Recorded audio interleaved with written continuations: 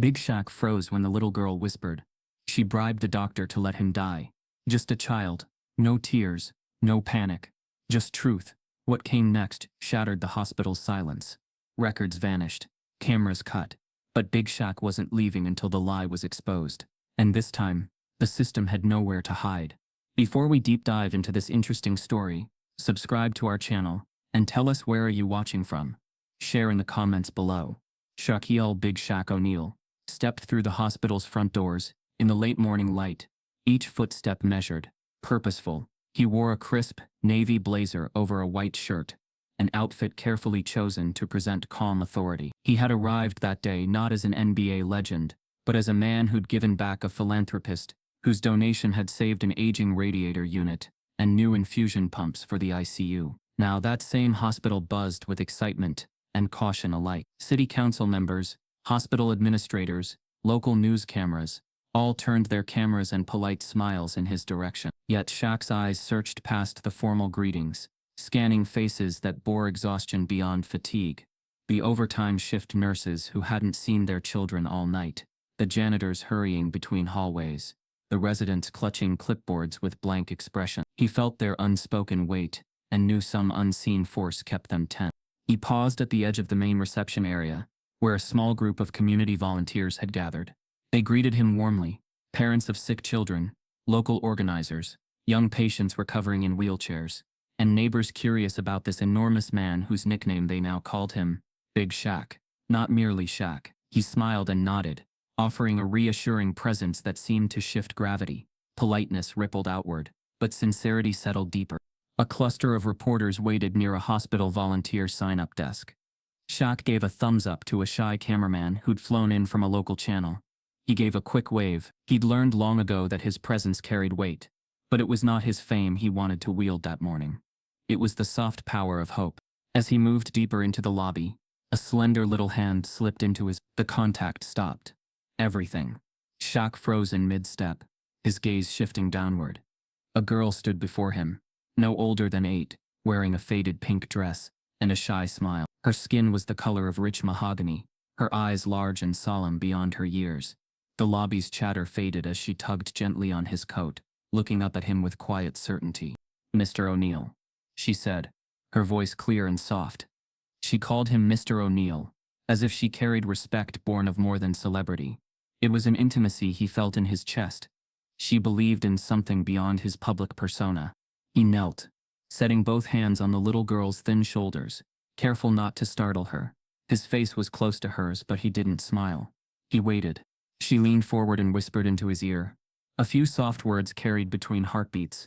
Shaq closed his eyes, letting the sound settle in. It wasn't a question. It wasn't a plea. It was a statement. A secret. One that made the laughter in the lobby hush to a scattered hum. He opened his eyes slowly, and for the first time that morning, he looked uncertain. "Thank you," he whispered back, his voice low but not unkind. He stood, and she slipped back into the crowd as if she'd never stood out. Shaq straightened. The moment hung in the air. A reporter asked a question about his donation. Shaq answered politely, but his mind was elsewhere. Every statistic, every hospital photo op suddenly felt too simple. Because of that whisper. Because of the girl's courage. What did she mean? What was she trying to tell him? He allowed the cameras to follow as he walked past corridors painted institutional white, down to the ICU unit. Nurses and staff gave him formal nods, but there was a change in their posture around him now. Alertness, caution. They recognized that look in his eyes, the gaze of a man who just heard something. Something too heavy to ignore. The automatic door slid open as he entered the ICU hallway. Machines beeped. Lights glowed. Soft alarms pulsed with urgency that didn't quiet even when the hallway emptied. The air smelled of antiseptic and sorrow. Shaq's throat tightened. He had visited hospitals before, but this felt different. The rooms on either side showed glimpses of families huddled around beds, monitors quietly counting breaths. He passed one room where a single mother sat, clutching her daughter's hand, tears in silence. Another where 2 brothers wore matching hospital gowns, trading nervous smiles, each face a story he didn't know, but each life mattered. A nurse stepped out of a patient room and paused when she saw him. Her eyes flicked to the little girl who'd approached him earlier. Shaq nodded at her, but didn't speak. She swallowed, and stepped to the side, allowing him to continue. He approached the final door on the left. Double glass panels etched with the letters ICU. The door's magnetized sound cut through the low hum, pulling him in like a magnet. Inside, the room was dimmer, hushed deeper. A young man lay on the bed, chest rising with the help of a ventilator. His skin was pale, his face peaceful but distant, like a man lost in sleep, or already beyond waking. Shaq didn't know him, but in that moment, he felt every intimidation, every injustice that had brought this boy here. A doctor stood near the bedside chart, clicking through digital data on a tablet. His back was to Shaq. Shaq cleared his throat softly, and the doctor looked up. They shared a moment of mutual recognition. A man who carried fame and money, a man whose face wept for this unknown patient's life. "Mr. O'Neill," the doctor said, his voice formal, but not cold. "I appreciate you coming." His gaze was careful, like he was walking on ice. Shaq nodded, glancing at the tubes and wires keeping the young man alive. "How long?" he asked quietly. The doctor checked the chart. "He's been here for 72 hours. He came in late." The last word hung there. Stroke, or suspected overdose. We're still. Shaq's jaw tightened. Late. That one word carried suspicion. He could taste the assumptions beneath it. He closed his eyes for a moment, recalling childhood stories. His mother, Lucille, fighting endless battles for equality, against doctors who ignored her black children, against systems that counted their lives as lesser. His chest felt heavy. He swallowed. "Late how?" he asked again, softer. The doctor's eyes flicked away. His sister brought him in around 2 a.m. There was confusion at intake. Shaq's pulse echoed in his ears. He pictured the little girl in the lobby. She hadn't whispered about this patient. It was an outsider's story. And yet just as he bent down to hear her words, he believed she held a thread. Maybe she'd seen something. He stepped aside. "I'll be back," he said, voice steady. He left the ICU room, closing the glass door softly behind him. In the hallway, he paused under a flickering fluorescent light. Downs walked past. Some blue, some green faces motionless. Voices clipped. He reached for his phone. He typed a single note. "Find her." He pictured the lobby again. That dress. That face. The fearless whisper into his ear. He typed again. "Who is she?" He looked upward and saw a nurse at the nurse's station. Late 20s. Kind eyes. Tired posture. He stepped toward her. As he approached, the hallway light flickered again, as if hesitant to keep shining. "Excuse me," he said softly. "Do you remember a little girl in a pink dress this morning?" She turned, nodding. "Yes, that was Linnell. She came in with her mother." Her eyes lingered, curious and guarded. "Her brother, he's in room." Shaq closed his eyes briefly. His heart sank. I just... She whispered something to me." The nurse tilted her head. She was worried about her brother. He was neglected at intake. They didn't run the right tests. She tried to tell someone. Shaq's pulse surged again. What did she say? The nurse's mouth tightened. She said, "They're ignoring him so he won't matter." Then she ran away. She was scared. The nurse paused, glancing down the hallway. "She's only 8. Shaq exhaled, pain searing through his chest. 8 years old, carrying burdens no child should know. He met the nurse's eyes. "I need to find her." The nurse nodded. "She and her mother are in the chapel. 2nd floor." Shaq walked away briskly. The hospital's calm decor now feeling like a mask.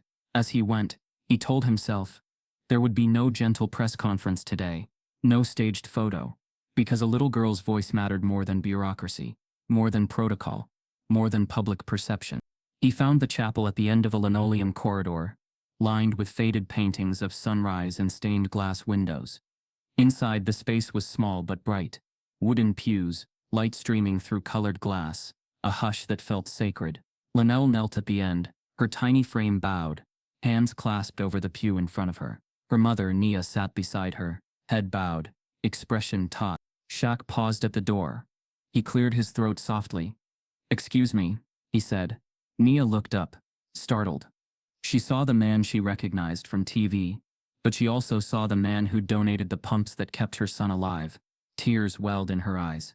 Shaq edged forward until he knelt beside Linnell once more. He didn't ask about what she'd whispered. Instead, he closed his eyes and bowed his head beside hers. He whispered a prayer for clarity, for justice, for her brother to fight through the night. He felt her tiny shoulder press into his. When they opened their eyes, Nia moved forward. "Thank you, Mr. O'Neill," she said softly, voice rough. That meant everything." Shaq looked at Linnell. "You did the right thing," he told her. "You spoke the truth." The entire lobby of his mind spun. Every hematology report, every short-staffed nurse, every policy that preferred cautious apathy over swift justice. He saw the whisper as a beacon, a challenge, a call to action. He stood, pulling a deep breath. He addressed both women. "I want to meet him," he said, voice steady, quiet. "Your brother." Nia hesitated, but then nodded. "He's here," she said. "Room." Shaq followed her back to the ICU.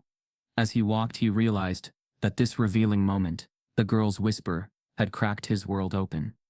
The hospital tour and photo ops were over. He was stepping into something raw, something real. The corridor's lights reflected off his polished shoes. He walked with no entourage, no press, no fanfare. Just a man and two grieving souls heading toward the door that concealed a life hanging by a thread. Each step heavier than the last, weighted by that whisper. He found himself thinking justice doesn't care about optics. It cares about truth. At the door of room 12, Nia stopped. Shaq placed a gentle hand on her elbow, a gesture of solidarity. He met her gaze. "I'm with you," he said softly. Inside, the ventilator hissed in measured rhythm. Monitors flashed in green and red. The young man, unconscious, lay still. Shaq looked down at him, not as a case number, not as a photo op, but as someone's flesh and blood, someone whose life had been whispered about already once today, carried in Linnell's small voice. Shaq clenched his jaw. He had heard. He would act. He straightened and turned to the doctor, who stood silent. Shaq's voice remained polite but firm. "I'd like to learn everything," he said. "Why was he late? What happened?" The doctor looked at Shaq for a long beat, then nodded. "Let's go talk," he said, stepping out into the hallway. Shaq exchanged a look with Nia, who appeared braced and frightened but relieved. Together they followed the doctor. As they walked, Shaq listened to the sterile beat of his own heart, echoing against whispered questions in his mind. Who had silenced a little girl's warning? Whose lives were being overlooked? What would a whisper from a child reveal that all the systems had missed? He took a deep breath and squared his shoulders. He would follow that whisper anywhere, even into the dark heart of bureaucracy. Because lately he'd learned doing the right thing rarely came with applause. It came with sacrifice, with inconvenient truths, with standing before powers that didn't fear cameras but feared accountability. But he would stand, because that was what the whisper demanded. And so, guided by a child's simple act of courage, Shaq stepped toward the unraveling of everything, toward secrets buried behind medical charts, and polite silence. Nothing would ever be the same again. Shaq didn't need to say a word. The sliding glass doors parted with a soft whoosh, and he stepped into the ICU like a man stepping into a courtroom. The air was colder here, colder than it should have been, and it wrapped around him like something unseen. Watch. The steady beeping of machines provided the only rhythm, but even that couldn't mask the stillness, the hush that settled not from peace but from tension. He walked slowly, not because he was unsure but because the silence demanded reverence. Something in the atmosphere had changed since he'd last visited a hospital like this. It was no longer just sterile. It was haunted. Each patient lay behind glass panels, their bodies tethered to tubes and monitors, suspended in a kind of technological limbo. Nurses moved in and out of rooms like ghosts, their motions precise but subdued. He passed a nurse checking vitals. She didn't lift her head. Another one scribbled something quickly on a clipboard before disappearing into the medicine room. No one acknowledged him, not even with a glance, not even with curiosity. He was 7 feet of presence, yet they looked past him like he wasn't there. Shaq felt it immediately, an unease crawling beneath the surface. This wasn't the normal fatigue of an overworked unit. It was caution, guilt, fear. There was a rhythm to medical spaces, urgency balanced by care. But here urgency felt muted, like someone had deliberately turned down the volume on human instinct.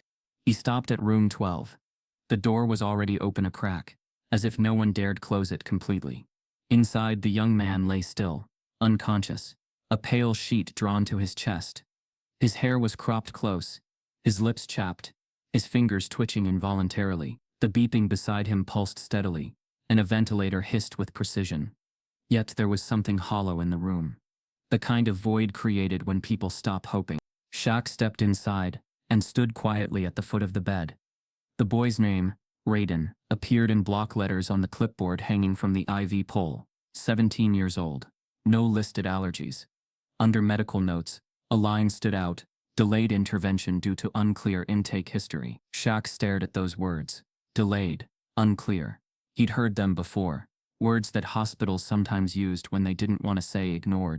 He turned his head toward the nurse's station, visible through the glass wall. A group of staff stood huddled, speaking in low tones. When one of them noticed him watching, they quickly dispersed, like marionettes cut loose from strings. Only one nurse remained behind, typing data into a screen without ever lifting her head. Shaq bent slightly and placed a large hand on the bed's railing. The metal felt cold beneath his palm. He looked at Raiden again. There was no bruising, no sign of outward trauma, but the boy's face told a different story. It was a face that had waited for treatment, for care, for someone to see him. A soft knock on the doorframe made Shaq turn.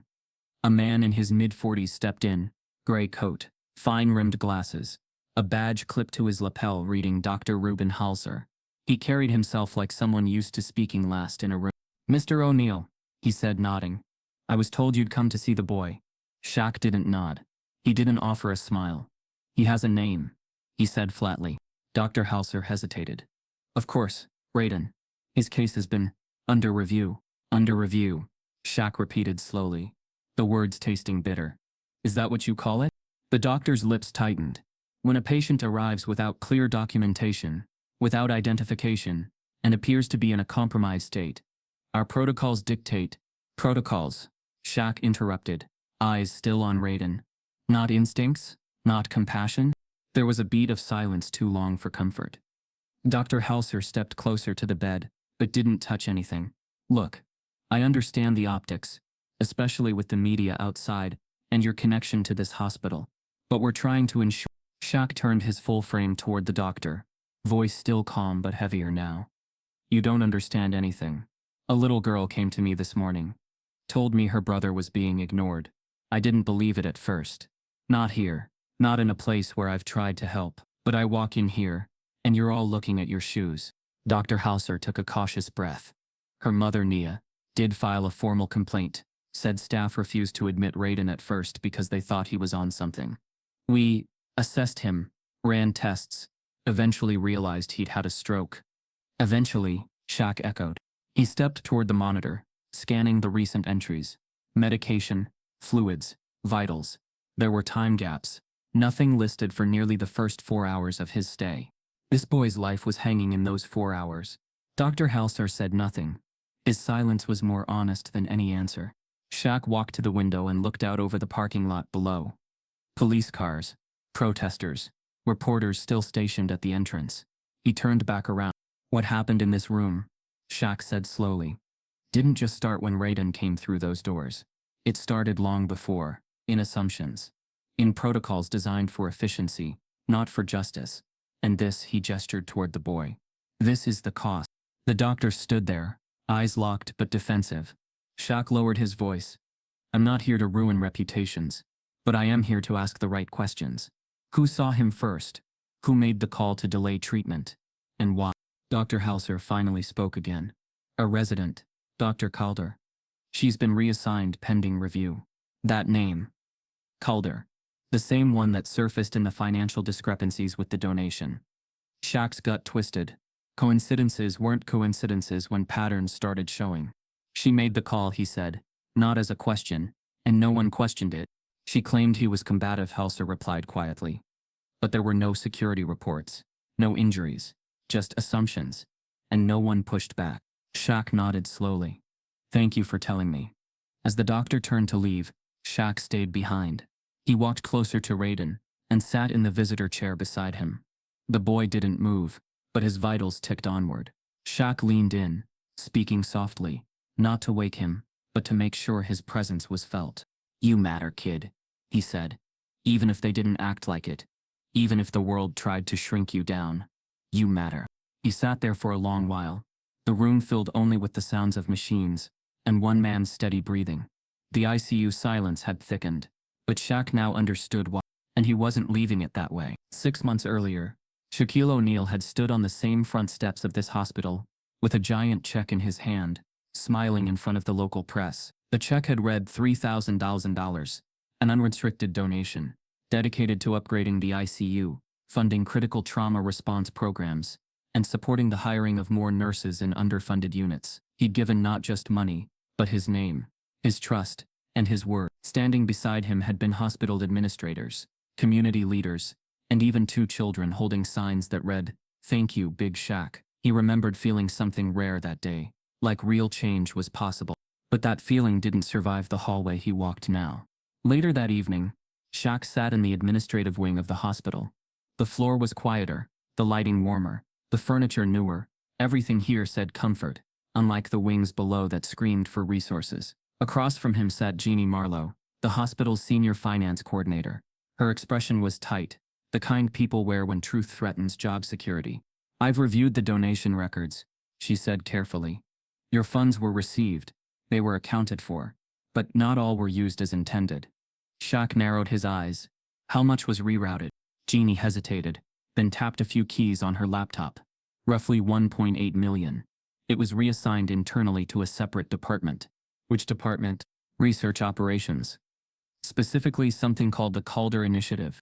The name snapped into focus like a spotlight. Shaq sat back, arms folding across his broad chest. "Dr. Yvonne Calder." Jeannie nodded. "Yes. Her signature is on the real allocation approval. And that signature is the problem." Shaq leaned forward again, tension forming along his shoulders. "What do you mean?" Jeannie turned the laptop toward him. "We had these documents examined. 2 weeks ago, one of our interns flagged the approval forms because they looked inconsistent. Different sign-offs, different timestamp behaviors in the file metadata. We ran a quiet audit. The forensic software confirmed what we feared. The approval signatures on 4 key real locations were forged." She let that sit in the air for a moment. Shaq stared at the screen. On one document, his name appeared under donor acknowledgement, linked to an internal memo suggesting he had verbally agreed to the redirection. "That was a lie. I never gave them permission," he said, voice cold. Jeannie nodded again. "We know.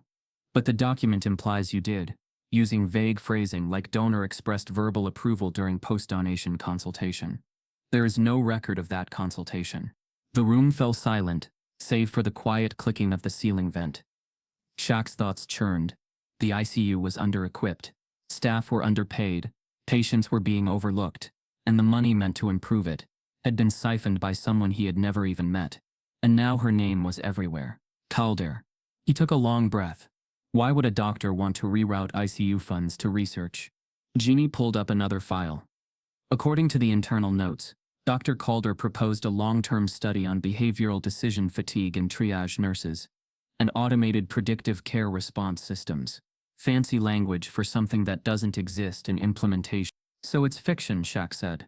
"Possibly. Or a shell program for moving money into restricted accounts where oversight is weaker." Shaq stood slowly, pacing to the edge of the room. He stared out the window, watching the streetlights flicker across the parking lot below. His mind jumped back to Raiden, lying comatose upstairs, and to the little girl who had whispered that something was wrong. She had no idea her instinct had led him to this door.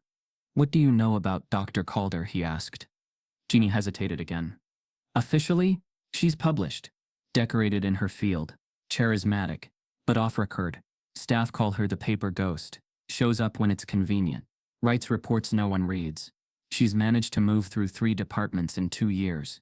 Always gets glowing reviews. But no one seems to work directly with her for long." Shaq turned. "That's not charisma. That's insulation."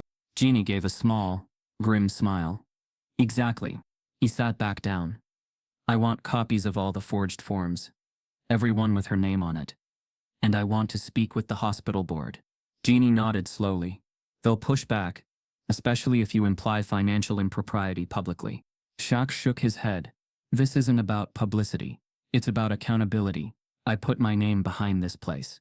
And now a kid's lying in the ICU, while the money meant to save him was turned into ghost paper." He paused, voice lowering.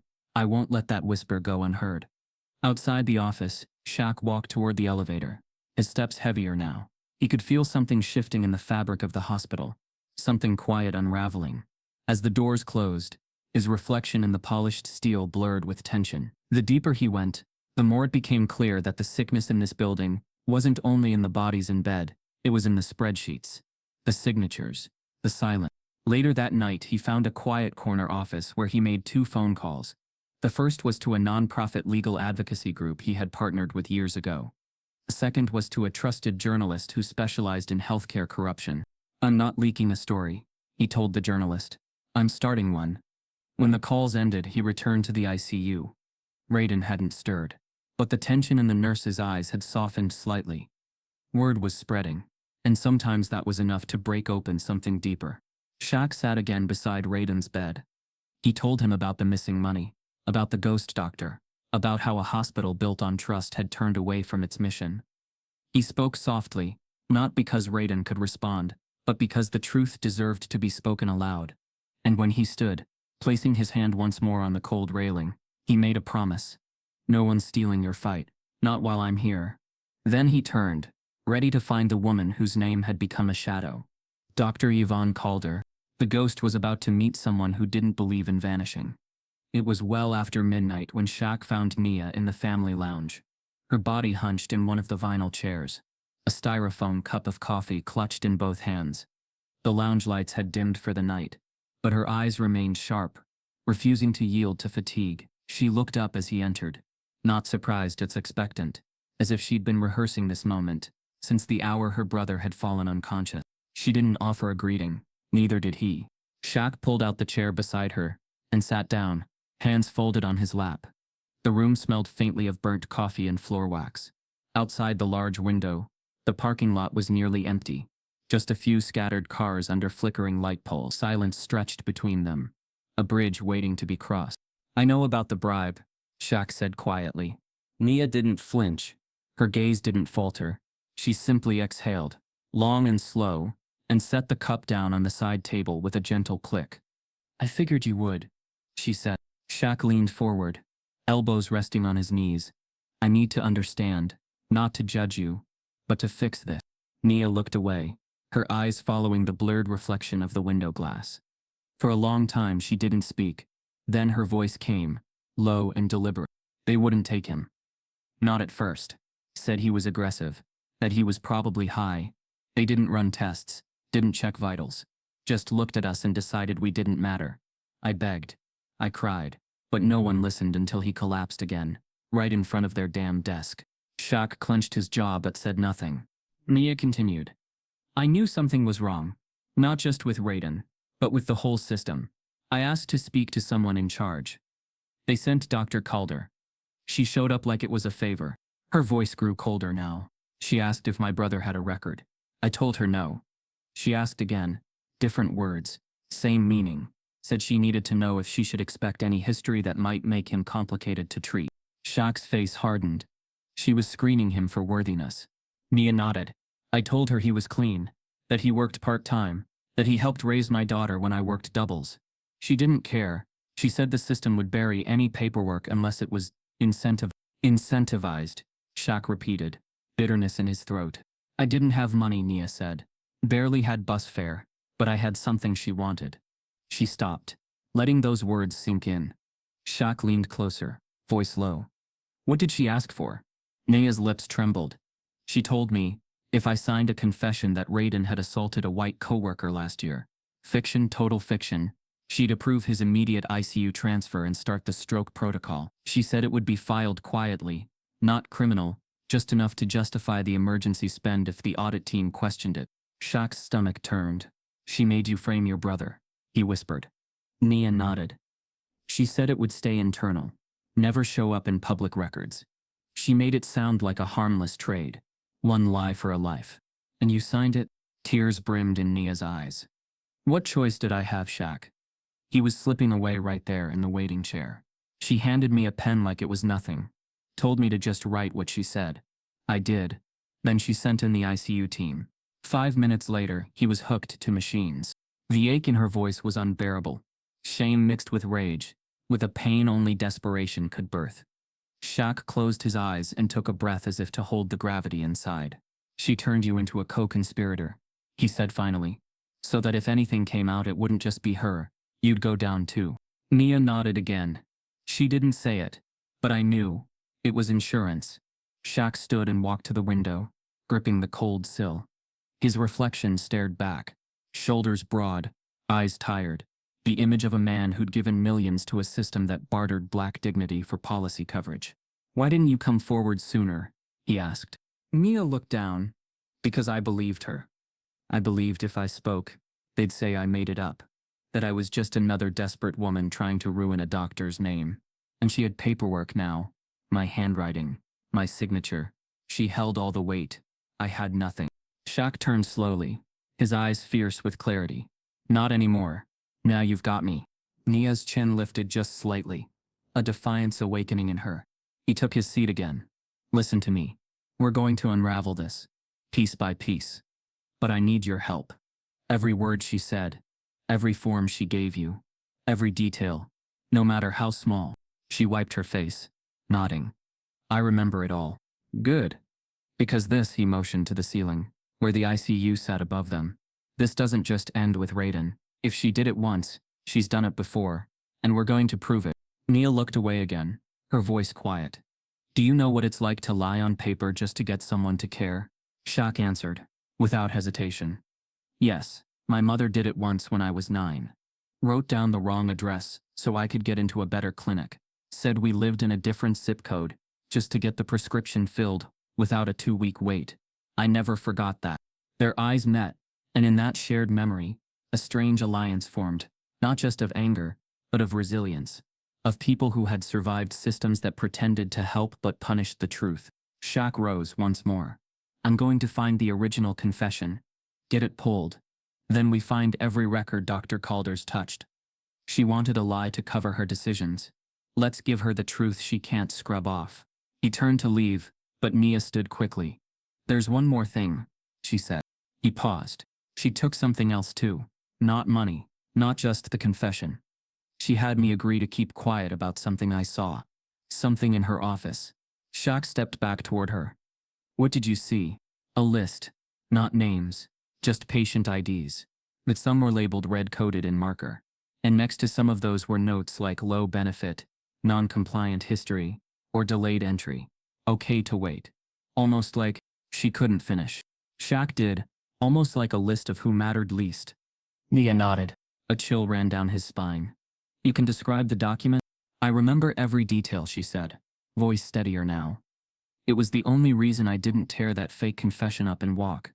I knew if I walked, she'd bury Raiden, and no one would dig. Shaq placed his hand gently on her shoulder. Thank you. You just gave me more than evidence. You gave me motive. As he left the room, he could feel the shape of what he was dealing with. This wasn't just fraud. This was systemic, deliberate triage discrimination disguised as efficiency. It was policy weaponized against people who didn't speak up because no one listened. But someone had spoken. A little girl had whispered. A mother had signed. A brother had nearly died. And now, Shaq had a path. Not vengeance, justice, not rage, redemption. The bribe wasn't money. It was silence, extracted through fear. And he was going to break it open for everyone who had no choice but to whisper instead of scream. Long after the halls emptied and the vending machines flickered through their overnight lull, Shaq sat alone in the chapel, elbows on his knees, fingers knitted tightly under his chin. The stillness wasn't peaceful. It was heavy. That room, barely touched by the sound of machines or the chatter of staff, became a vault for thoughts he hadn't let surface in years. What Nia had said, what Linnell had whispered, it wasn't new. It was an echo. And in that echo, Shaq heard the voice that had shaped him since childhood. Lucille O'Neill. His mother hadn't raised him with money. She had raised him with a kind of weaponized love, a relentless faith in his worth and a refusal to let the world make him small. And nowhere had that been tested more than in waiting rooms like these. He remembered one summer in Newark, back when he was 10, back before he'd grown taller than his school bus. His knee had swollen up badly after a fall during a pickup game in the alley. His mother had taken him to the free clinic, dressed in her pressed Sunday best though it was Thursday, because she believed that respectability could sometimes be armor. They'd waited 3 hours, watching others, white children, even ones who arrived later, be seen first. Lucille had stared straight ahead the whole time, her jaw tight, her hand never once leaving her son's shoulder. When she was finally called to the counter and told there were higher-risk patients being seen first, she'd leaned in, her voice clear but sharp. My son has blood in his knee and no feeling in his toes. What's higher risk than losing a leg before puberty? Shaq remembered the woman's face, a mix of dismissal and bureaucratic calm. Lucille had stood there until a security guard came. She hadn't screamed, she hadn't made a scene. She'd asked for the name of the attending physician and for a copy of the clinic's risk assessment policy. The next week, she marched into the local paper's office with Shaq's x-rays and her handwritten statement. That story never ran, but something changed. The clinic started seeing kids by triage symptoms, not insurance status. Shaq learned two things that week. First, racism didn't always scream. It often whispered in policy. And second, his mother didn't bow. Back in the chapel now, he looked up at the light filtering through the stained glass windows and felt her presence like a weight on his back and a hand on his heart. Lucille had been through worse. He remembered her telling him how, when he was born, the nurse placed a white baby's chart on his incubator. Wrong baby, Lucille had snapped. They'd laughed it off, but the wrong records had led to a delayed diagnosis for jaundice. He could have gone blind. She never forgave that. Shaq had spent his career towering over men, breaking backboards, moving crowds, but none of it made him feel smaller than watching his mother explain basic humanity to men in coats who refused to look her in the eye. That memory burned in him now, as he walked the halls of a hospital that bore the same posture, sterile, smiling, but silently violent in its disregard. He closed his eyes and let the images flood in. His mother at the kitchen table, balancing food stamps and late notices, her voice flat but firm, her saying, "Don't let your size make them comfortable, baby. Make them accountable." It had never made full sense to him, until now, because now his size had opened doors, but not hearts. Now his name had signed checks, but not changed minds. Now the money had flowed, but still people like Raiden were made to wait. Still mothers like Mia were forced to barter truth for treatment. Still little girls like Linnell had to whisper warnings into coats, instead of microphones. Shaq stood slowly, his frame rising like a monument, in the low chapel light. He looked around, not at symbols of faith, but at the silence that mimicked it. Then he walked back to the ICU. The lights were dimmed, but the quiet now felt like an accusation. He moved past the nurses, past the duty desk, and down to the conference wing, where he'd seen the donor wall, just days before. The wall bore names etched in glass. His was among them, right in the center. Shaq Clay R. O'Neill. A plaque below read, "For believing in life-saving care for all." He stared at the words. All. It was too easy to say, too hard to make real. His phone buzzed in his coat pocket. A message from the legal nonprofit, found prior complaint filed against Dr. Calder in Cincinnati, buried in HR reports. Looks like a pattern. Shaq closed the message and stared again at his name on the wall. This wasn't a hospital anymore. It was a battlefield disguised in white tiles and privacy policies. The weapons were forms and delays. The casualties, the ones who couldn't afford to wait. He didn't hear his mother's voice anymore. Now, he carried it. Lucille had never wanted him to be famous. She wanted him to be good. Not good like polite good, like dangerous to people who got comfortable with injustice. He had grown into his fame with that truth as his spine. And now, standing in front of that donor wall, he understood why she had never truly trusted hospitals, even when they said the right things. Because they were built by people who assumed power was neutral. But power was never neutral. It tilted toward comfort, toward silence, toward people who didn't ask questions. Shaq turned from the wall. He knew what came next. Not just a press conference. Not just a board meeting. Something louder than that. Something undeniable. He wasn't going to pull his donation. He was going to rewrite what it meant. He pulled out his phone again and called his attorney. "I want to set conditions on the gift," he said. "Effective immediately." "What kind of conditions?" "Full audit access, new oversight committee, third-party patient advocacy office funded by me, but independent from the hospital, and a formal review of all cases delayed under current triage protocol within the last year." A pause. "You're starting a war." "No," Shaq said. "I'm ending a pattern." As he walked back toward Raiden's room, His steps didn't echo. They landed. They meant something. He passed the nurses again. One of them looked up this time, not in fear, in something closer to hope. Because now the hospital didn't just have a donor, it had a reckoning. The chart wasn't just missing, it had never existed. That was the first thing Shaq realized. The next morning as he stood in the administrative records room, a cold white-tiled basement, where thousands of patient files were digitally archived.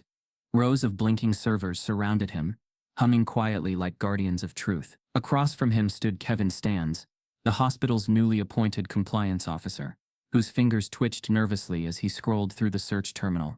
"I've run it twice," Kevin muttered, eyes darting to the screen. Raiden's ICU chart is in the nurse's log, and there's a vital sheet, but there's no full treatment file, no intake history, no timestamp of admittance. It's like it skipped stages. Shaq folded his arms. Skipped or erased. Kevin swallowed. "Sir, I'm not sure. That would require multiple overrides." Shaq stepped closer, his voice low but steady. "Look again. What about the audit logs?" Kevin hesitated. "Those are behind admin clearance. I'd need approval." Shaq handed him a paper. "This is from the board. As of last night, I've been granted temporary audit access tied to my donation review. We're not asking anymore." Kevin blinked at the paper, then nodded and turned back to the keyboard. As the system loaded, Shaq's mind burned with the weight of the last 2 days. From Linnell's whisper to Nia's confession, to the shadows cast by Dr. Calder's mysterious initiative, the pieces were stacking, not in confusion, but in clarity. It wasn't chaos, it was orchestration. Kevin typed in the master audit command, and a fresh screen appeared. Within seconds, a list of entries filled the screen, sorted by date. He filtered for Raiden's patient ID. 3 entries appeared. Shaq read them aloud. Entry 1, 1:43 a.m. Arrival logged at ER front desk. No notes attached. Kevin frowned. That's unusual. Standard policy requires initial vitals within 15 minutes. Shaq pointed to the second line.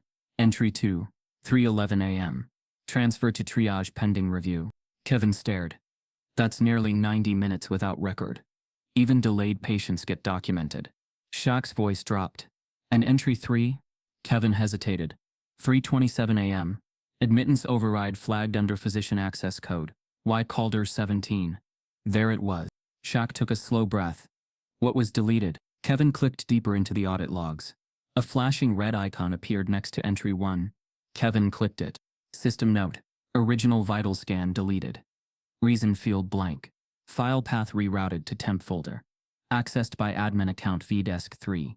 At 6:19 a.m. Hours after he was admitted. Shaq leaned in. And who has access to that admin terminal? Kevin froze. Only department heads. Shaq's blood ran cold. Dr. Calder. Kevin nodded slowly, his face pale. This isn't just negligence. No, Shaq said. It's cover-up. He stood straight and walked away from the console, trying to calm the storm surging inside. What began as a quiet case of medical delay had now opened into something darker, intentional concealment. The hospital hadn't just failed Raiden. It had hidden that failure behind digital erasure. As he climbed the stairs back to the main level, Shaq's mind turned to the surveillance angle. If digital records could be erased, physical footage might tell a different story. An hour later, Shaq stood in the security control room, flanked by Andre Willis, head of security for the hospital, who wore the wary look of a man who knew more than he wanted to admit. We keep footage for 72 hours, Andre said. After that it gets auto-cleared unless tagged for legal or review purposes. Shaq looked him dead in the eye. Was the lobby footage from Monday night flagged? Andre hesitated. That's the thing, it was tagged by a staff member, but then the tag was removed. Shaq didn't flinch. When? Tuesday morning, around 7. Shaq took out his phone and held it up. Audit logs show Raiden's data was scrubbed at 6:19 a.m. That's less than an hour apart. Both administrative moves, both with no documentation. Andre exhaled. I'll pull the backup from our off-site mirror. 15 minutes later, a new feed loaded onto the screen. Time-stamped 1:41 a.m. It showed the emergency lobby, empty, except for a single security guard, and then Nia and Raiden entering. Raiden was stumbling. Nia was crying. They reached the front desk. The nurse looked up, made a call, then shook her head. The camera caught the exact moment Raiden fell to one knee, clutching his chest. Shaq leaned forward. Pause it. Andre froze the screen. Raiden, caught mid-fall, mouth open, hand to chest. No one moved toward him. Shaq whispered, "That's a child breaking." Andre advanced the tape. A few moments later, Dr. Calder entered the frame. Black coat, white badge, clipboard in hand. She didn't go to Raiden. She spoke to the nurse, gestured toward the hallway. The nurse nodded and sat down. "Run audio," Shaq said. Andre frowned. "We don't typically enable audio in patient-facing areas due to privacy. Just try." Andre clicked the enhanced feed. Static filtered in, then a low voice. "Hold him for observation. We need to know if there's history." Then silence again. Shaq turned. "Hold him. No treatment. No vitals." Andre looked away. "This is enough to trigger a full investigation." Shaq stepped back. Not just trigger, demand. By evening, he sat across from the hospital board in a hastily assembled emergency session. The long oak table was filled with familiar faces, men and women he'd shaken hands with just weeks earlier, smiling for donors and cameras. He didn't smile now. He spoke in facts. 3 forged financial documents. A falsified confession coerced from a patient's sister. Audit logs showing intentional delay of treatment. Surveillance footage showing the patient denied triage, all under the supervision or direction of Dr. Yvonne Calder. Gasps rippled down the table. Some leaned forward. Others leaned back. Shaq continued, "I didn't come here to tear this hospital apart, but I will not let my name be used to endorse failure. Not when it costs lives." The board president cleared his throat. "Mr. O'Neill, these are serious allegations. Dr. Calder has decades of—" "I don't care how long she's been in the building," Shaq interrupted. "What matters is what she did in it." Silence. Then a younger board member spoke. "And what would you have us do?" Shaq pulled a printed report from his bag and set it on the table. "Remove her. Publicly. Launch an independent review. And create a patient safety council, where families have a voice before things go wrong." Another silence. This time, no one pushed back. Later, as Shaq walked back toward the ICU, he passed a nurse who whispered, "Thank you." He didn't stop. He didn't look back. He had one more visit to make. In room 12, Raiden still hadn't moved, but the ventilator had been adjusted. His vitals were stronger. And beside his bed, someone had left a folded paper. Shaq opened it. A hand-drawn picture. It was from Lanelle. Crayons. Her brother smiling. Shaq standing beside him. The caption in careful block letters. "You heard me." He folded the paper carefully and placed it in his coat pocket. The vanishing chart had almost made them disappear. But now the truth was undeniable. And no one was invisible anymore. The meeting room wasn't designed for conflict. It was designed for calm. It had the soft gray carpet, the neutral beige walls, the polished cherrywood table that made every conversation feel manageable. But on that morning, the atmosphere inside the boardroom was anything but neutral. It was tight, alive with tension. The kind that crackled under pressed suits and silent glances. Across from Shaq, the hospital board sat like a courtroom jury. 10 members, each carefully composed, hands folded, expressions unreadable. At the far end of the table, the media had been allowed in, but only with restricted access. Cameras were limited to a single angle. Reporters were not allowed to ask questions. The hospital insisted it was a transparency session, but even transparency had rules. Shaq stood at the head of the room, not behind the podium, but in front of it, with both feet planted like a man refusing to let truth be managed into politeness. "You all know why I'm here," he began, his voice measured but loud enough to fill every corner of the space. "You know what I found, what I uncovered. But let me tell you what it felt like." A pause. His eyes scanned the room. No anger, but certainty. It felt like standing in front of a door that was always half closed. Like I could knock, I could donate, I could smile for pictures, but when it came to what really mattered, to who really mattered, that door never fully opened. The room shifted uncomfortably. One of the board members, an older man with silver-framed glasses, cleared his throat and leaned forward.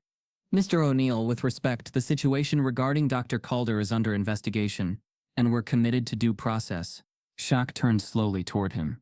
Due process didn't keep Raiden out of the ICU. It kept him dying in the lobby. The man's mouth tightened, but he said nothing more. Shaq stepped closer to the table, placing both palms on the surface, voice deepening. You call it process. I call it protocol dressed in prejudice. Because it doesn't scream, it whispers. It delays. It asks questions of the wrong people at the worst times. He turned to face the media corner, eyes locking with the lens. This isn't just about one doctor. This is about an entire institution that allowed her to make decisions unchecked. Decisions that cost time, dignity, and nearly a life. A rustle swept through the room. Reporters scribbled faster. And when it wasn't enough to delay a patient, Shaq continued, "This hospital took my name, my money, and funneled it into a research project that didn't even exist.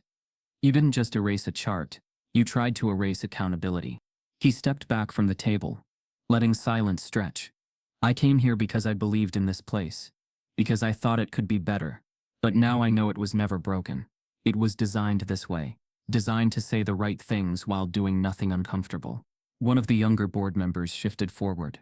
"Mr. O'Neill, some of what's come out in the last 48 hours is still unverified. There are claims being made in the press, stories that frankly suggest you may be leveraging this incident for personal influence." Shaq's jaw tightened. There it was. The leak. He didn't blink. "You mean the story someone inside this room fed to the papers about me scripting outrage to control board decisions?" The man hesitated. Shaq pulled a folded paper from his pocket and laid it on the table. It was a printout from a blog linked to a PR firm known for damage control. "You want to know what real damage looks like? It's a little girl thinking she has to whisper to be heard. It's a mother forced to sign away her truth to keep her brother alive. That's the damage you should be worried about. Not my name in your press cycle." He turned to the board as a whole. "So here's what's going to happen. You're going to remove Dr. Calder. Not just suspend her. You're going to launch a formal review. Publicly. Not behind glass. You're going to reopen every case she had influence over. And you're going to give families access to that information." Silence. "And if you don't," he continued, "I will. With or without you. I'll take this to national outlets. I'll use every platform I've ever built. And I'll put a spotlight so bright on this building that your donor list will be ash before the year ends." He didn't raise his voice. He didn't need to. His words were scalpel precise. A murmur swept through the board. One member, a black woman with short silver-touched hair, leaned forward, fingers steepled. "I believe you," she said, "and I think you're right." All heads turned toward her. "But if we're going to fix this, we need more than accountability. We need transformation. Policy doesn't change because one man points a finger. It changes when culture shifts, and culture shifts when power listens." Shaq nodded. "Then listen harder." The board president stood. "Let's recess for 20 minutes."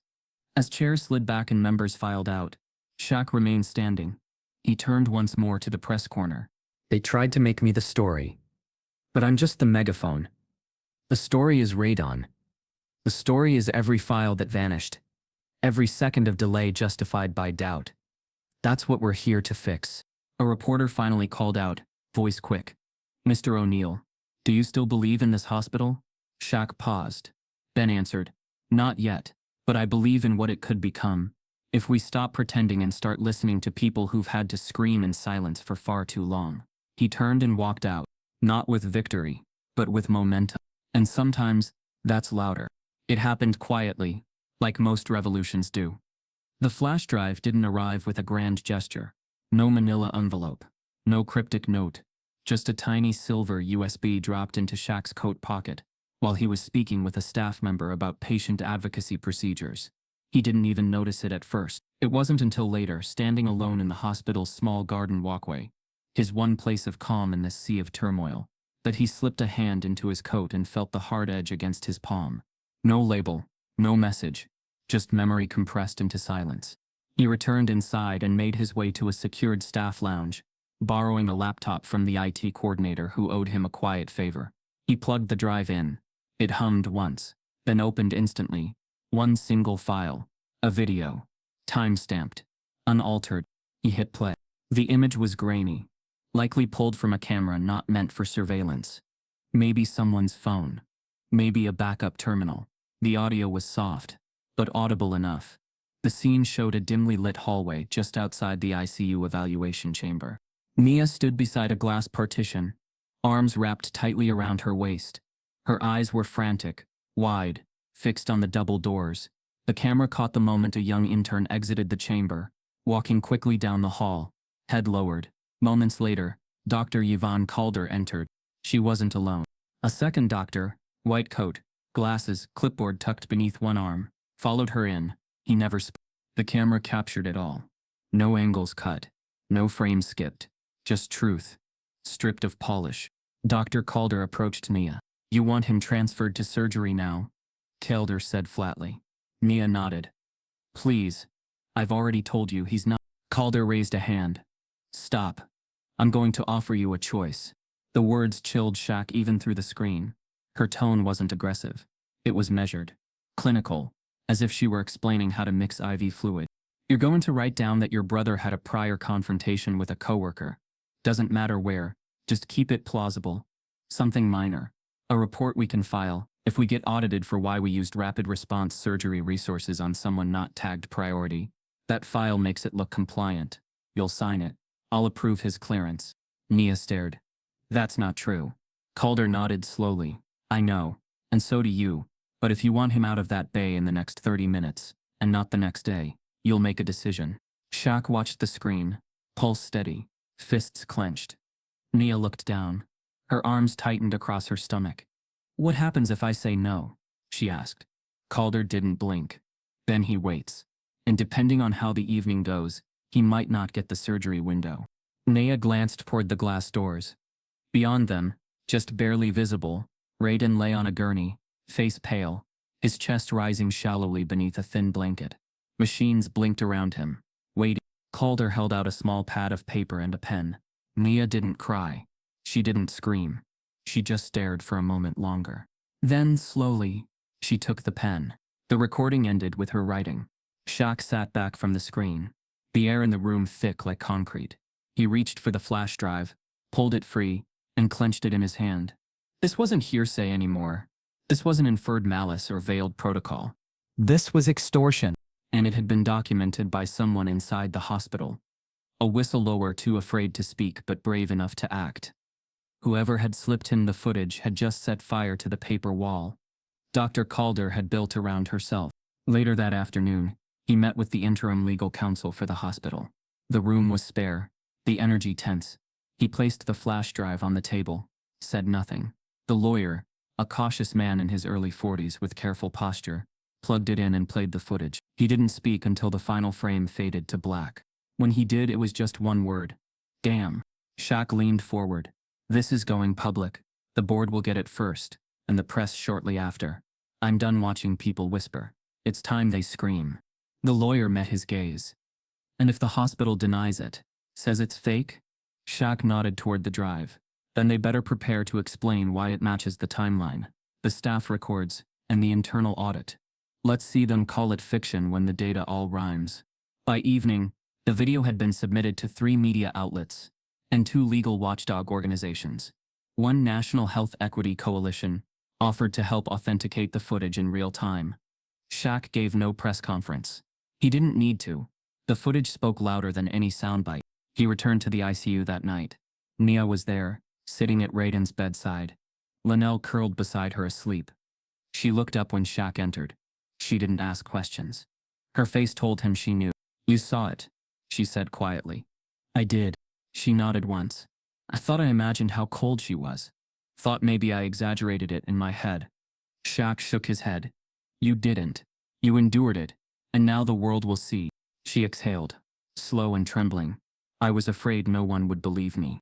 He placed a hand on her shoulder. "You were never the problem. You were the proof." A nurse passed the door and paused. "Mr. O'Neill, they're calling an emergency executive session upstairs. They've seen the video." Shaq looked back at Nia, at Raiden's still form.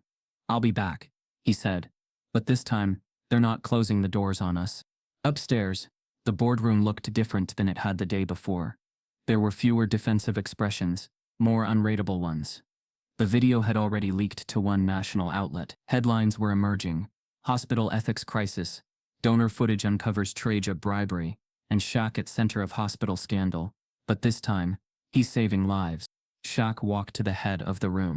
"You've all seen it," he said. "I don't need to retell it." He placed the flash drive on the table. "But I need you to understand it." He looked each member in the eye. No more performance. Just gravity. That video shows a choice. Not just by one woman. By a system. She knew she could do that.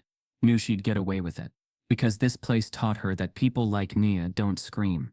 That people like Raiden don't count. A pause. A breath. This isn't about damage control. This is about moral damage. And it's time you all asked yourselves whether this hospital serves people or just protects itself. The board president stood slowly. His voice was different now. Less polished. More raw. She's been placed on immediate leave. We're initiating a criminal review. And the patient rights panel you proposed is being formalized. Shaq didn't smile. Good. Now let's see if you follow through when the cameras stop. He turned and walked out. That night, as he passed the ICU again, he saw Linnell's picture had been taped to the door of room 12. A nurse had added something in blue pen beneath the caption, "We hear you now." Shaq didn't stop. He kept walking. Because hearing was just the beginning. Now they had to change what they listened for. It began quietly, like most redemptions do. Not with a bang or speech, but with a room full of people who had nothing left to hide behind. The next morning, just past 8:00 a.m., Shaq walked into the hospital's executive conference hall, not as a guest, not as a donor, but as the living pulse of a system reckoning with its reflection. Behind him, dozens of staff, patients, clergy and community leaders followed, not storming, just entering, silently, purposefully. They filled the walls, the corners, the chairs meant only for press. At the center of the room, a new nameplate had been installed, Community Oversight Council, Emergency Convening Session. Shaq took his seat beside Nia, whose shoulders were squared, her breath steady. A community organizer named Will Delaney, known for turning small truths into national pressure campaigns, sat 2 seats down with a stack of signed petitions. Protesters were outside, not with torches but with truths. Signs read, "Justice doesn't wait. Healthcare nail hierarchy. Listen to the whisper." Inside, the air trembled with potential.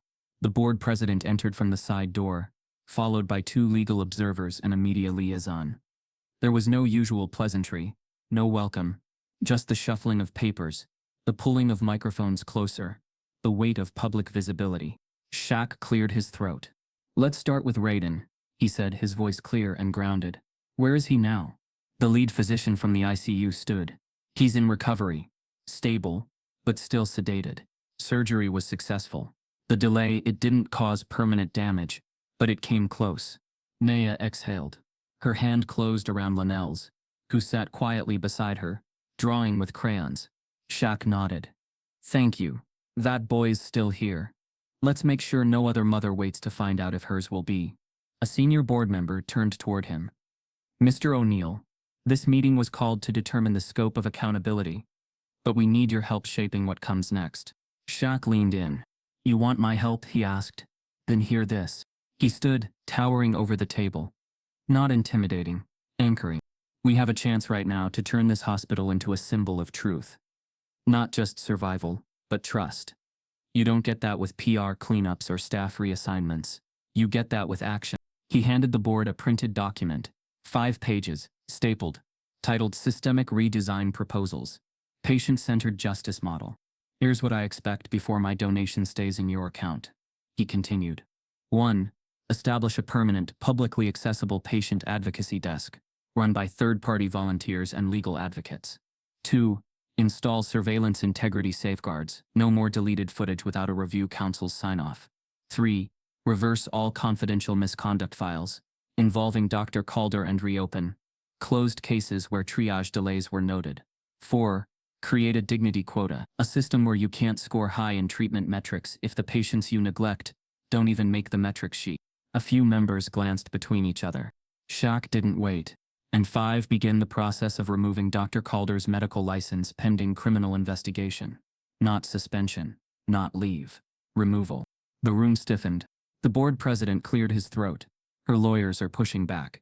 They're claiming retaliation. Shaq nodded slowly. And mine are claiming coercion, falsification, and patient endangerment. Let the courts decide who walks away. One of the board members, the same woman who'd supported him days earlier, turned to the rest. "I second Mr. O'Neill's proposals." A quiet vote followed. 7 in favor. 2 abstained. 1 grimly opposed. It passed. The room didn't erupt. It exhaled. Later that afternoon, in the ICU, Shaq pulled a chair up beside Raiden's bed.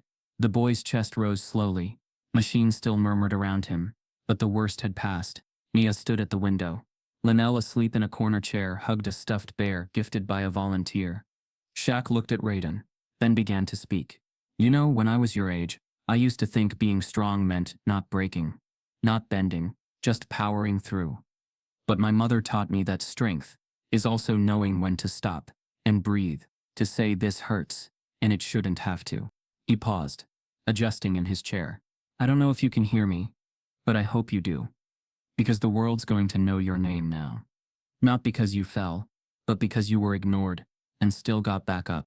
Outside, the protest had grown. News helicopters circled above. People were chanting, not in anger, but in rhythm. We see you. We hear you. We stand with you. In room 12, Shaq continued. You made me remember who I am, Raiden. Not the guy on cereal boxes. Not the man in commercials. But the kid whose mom sat in hospital chairs all night, daring people to care. You made me remember why that mattered. He reached forward and gently placed a hand over Raiden's. The boy didn't move, but something shifted.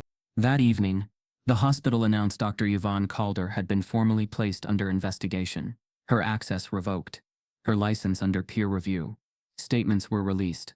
Not apologies, but acknowledgments. Shaq declined interviews. He walked the halls instead, shaking hands with janitors, sitting beside nurses, stopping by the volunteer office to thank the woman who'd slipped him the footage. Her name still unknown, her courage not. By midnight, the protest had quieted. People went home, but the shift had rooted deep. Policies had changed. A boy had lived, a mother had been hurt, and Shaq had done it without rage, without fists, without spectacle. Just presence, truth, and a memory that whispered through every hallway. This was the redemption hour. But it didn't belong to him. It belonged to those who'd waited too long for one. The ceremony wasn't extravagant. There were no giant check banners, no commercial sponsors, no spotlights. The sky was overcast, the clouds thick with summer weight. Just beneath them, a modest stage had been set up outside the newly painted entrance of the hospital. The old sign had been removed 2 nights earlier. In its place, now draped with a white cloth, stood a new one. Covered but waiting. Beside it, rows of folding chairs filled slowly with staff. Patients, clergy, nurses in scrubs, former protesters holding coffee cups instead of signs. There were news crews, yes, but even they seemed subdued. This wasn't a press stunt, it was something else. Something sacred. Shaq stood behind the podium, not with a speech in hand, but with a folded photo in his pocket. A picture of a little girl with crayon-colored signs and her quiet whisper. He glanced over at the front row. Mia sat tall, face calm, dignity unshaken. And beside her, Linnell, now wearing a clean blue dress, hands folded in her lap, and that same gentle seriousness on her face. But there was something new in her eyes now, a kind of light. Shaq turned back to the microphone. 3 months ago, he said, voice carrying over the crowd. A little girl stopped me in this very hospital. She pulled my coat, looked up at me, and whispered a question. A question that's lived with me every day since. He paused, eyes sweeping the crowd. She didn't ask for help. She didn't ask for money. She didn't even ask about her uncle. He glanced at Linnell, who tilted her head slightly, still listening. She asked, can big people lie to stay safe? A ripple moved through the audience. Not shock, but recognition. I didn't know how to answer her then, Shaq continued. Because sometimes the truth is complicated. Sometimes it's buried under fear, under policy, under systems built to pretend they're fair. But what I've learned, what we've all learned, is that the most dangerous lies aren't spoken out loud. They're built into walls, into paperwork, into who gets seen and who gets passed over. He stepped away from the microphone and walked toward the cloth-covered sign. A groundskeeper nodded and gently untied the knot, holding it in place. The cloth fell, and the name beneath it gleamed in black lettering. Lucille O'Neill Medical Center for Dignity and Healing. Gasps gave way to clapping, not thunderous, but heartfelt, real. Shaq spoke again, softer now. This place is named after my mother, a woman who sat in waiting rooms long before I was famous, who fought for care without ever raising her voice, who taught me that justice doesn't always roar. Sometimes it whispers. He turned to Linnell, and Linnell, you were right to whisper. You were braver than all of us. You told the truth when the truth was dangerous. For the first time in months, the little girl smiled. It wasn't wide. It wasn't perfect. But it was the kind of smile that said, I was heard. Later, after the crowd had started to disperse, Shaq found himself sitting on the edge of the hospital garden bench, the same place he'd first discovered the flash drive. His thoughts wandered, not toward anger, not toward fame, but toward the gentle arc of change. Real change, the kind that doesn't get headlines, but stays. He heard small footsteps behind him. Mr. O'Neill? A soft voice asked. He turned. Linnell stood there, holding something in her hands. I drew you something, she said, holding it out. Shaq took the paper carefully. It was a picture of the hospital, a big sign at the front, and two people standing beneath it. One tall, one small. Beside them, a bubble of words floated above the smaller figure. I said the right thing, it read. Shaq felt his throat tighten. He folded the drawing and slid it into his jacket pocket. You sure did, he whispered. Linnell sat beside him. Do big people still lie sometimes? She asked, not looking at him. Shaq took a long breath. Yeah, some do. Because they're scared. Or because it's easier. But some of us try real hard not to. Especially once we remember who's watching. She looked up at him, face wise beyond years. I watched everything. He nodded. I know. That's why we did better. Around them, the hospital hummed with life again. Nurses rushed to and from entrances. Volunteers handed out pamphlets. Inside, Raiden was slowly recovering. Therapy had started. He'd smiled at Nia for the first time that morning. Not fully, but enough. Nia stood nearby now, arms crossed, expression strong. We're gonna keep fighting, she said to Shaq, even when the press stops showing up. He stood to face her. So will I. A nurse approached them with a clipboard. Mr. O'Neill, the Oversight Council is holding its first intake today. Want to sit in? He looked at Linnell, then back at the nurse. Not today, he said. Today's not mine. He watched as Nia took Linnell's hand and walked back toward the entrance, this time through doors that no longer filtered who was seen and who was skipped. They passed under the new sign, and for the first time in a long time, that building no longer looked like a battleground. It looked like a beginning. Shaq remained in the garden a few minutes longer. A gentle wind stirred the flowers. Somewhere in the city, other protests were forming. Other truths waiting to be whispered. But here, in this small patch of justice carved from silence, he had his answer. Can big people lie to stay safe? Yes. But the better ones? They learn to tell the truth. Even when it's hard. Especially when it's hard. And sometimes, they do it not with speeches, not with fists, but by listening to the smallest voice in the room, and choosing to answer with everything they've got.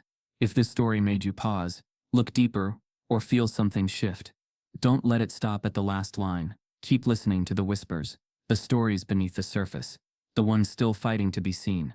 The next change might begin with you, or the silence you refuse to ignore.